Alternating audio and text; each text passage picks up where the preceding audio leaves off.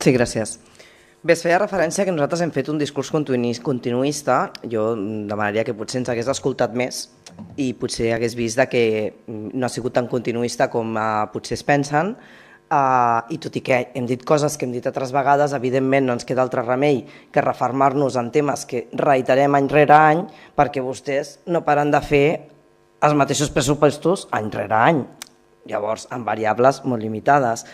Evidentment que els pressupostos han de ser executables i ha d'haver un equilibri, però bé ho han dit, ho limiten a allò essencial, per tant ens donen la raó amb el que nosaltres estàvem dient amb el nostre argumentari, és no fan res de nou, simplement continuen fent allò que porten fent sempre, que evidentment hi ha coses que fan i fan bé, i sí, hi ha uns resultats electorals, però hi ha prou d'aquest menyspreu i aquest menysteniment a la resta de grups municipals aquí representats.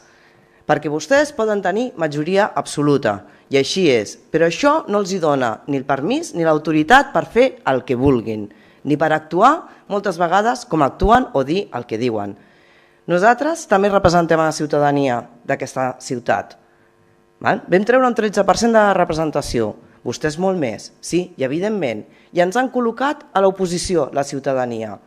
I sempre fem per fer una oposició constructiva i amb la voluntat d'arribar a acords. Que evidentment no compartim moltes de les coses que des de l'equip de govern defensen, i no hem compartit els pressupostos i les ordenances, sí, evidentment, perquè són models de ciutat que són completament diferents i no els compartim.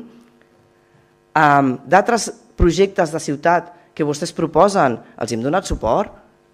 No a tot diem que no. I ja està bé que ens posin sempre dintre del mateix bloc de l'oposició. Oportunista? No, nosaltres no ho som d'oportunistes. Nosaltres portem propostes, moltes de les quals ens diuen sempre que no. Després es apliquen, fantàstic. No volem treure'ns medalles. Si hi ha propostes que nosaltres portem, encara que sigui posterior, ja ens sembla bé, perquè són en benefici de la ciutadania. Rigor i coherents. Vostès diuen que han sigut rigorosos i coherents i que nosaltres no ho som. Home, una mica de falta de respecte, En cap cas nosaltres hem posat en dubte que aquests pressupostos no siguin rigorosos ni coherents, no són els nostres i no és el nostre model de ciutat. Però això no vol dir que les nostres propostes no puguin ser rigoroses i coherents. Respecte al fet que anomenem pressió fiscal en comptes de contribució, li podem dir com vulguem, però realment és així. O sigui, nosaltres a Cornellà anem incrementant la pressió fiscal de la ciutadania, que evidentment que han d'existir els impostos i les taxes i com a partit d'esquerres per poder garantir uns serveis públics i de qualitats, i sempre ho defensarem. Però també hi ha altres maneres, estem parlant d'un pressupost d'aquest Ajuntament que acabarà liquidant amb la consolidació de 125 milions d'euros, que és un import gens menyspreable. Per tant, amb tots aquests imports es podrien estudiar algunes formes de rebaixar pressions fiscals.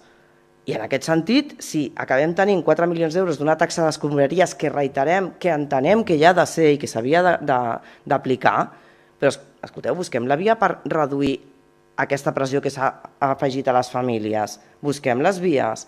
Llei de barris, si podem compartir els projectes que han presentat, però és que només són polítiques amb habitatge i amb construcció.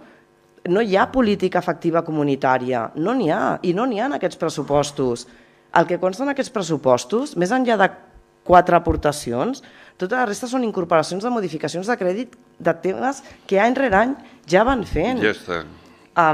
Queda 10 segons.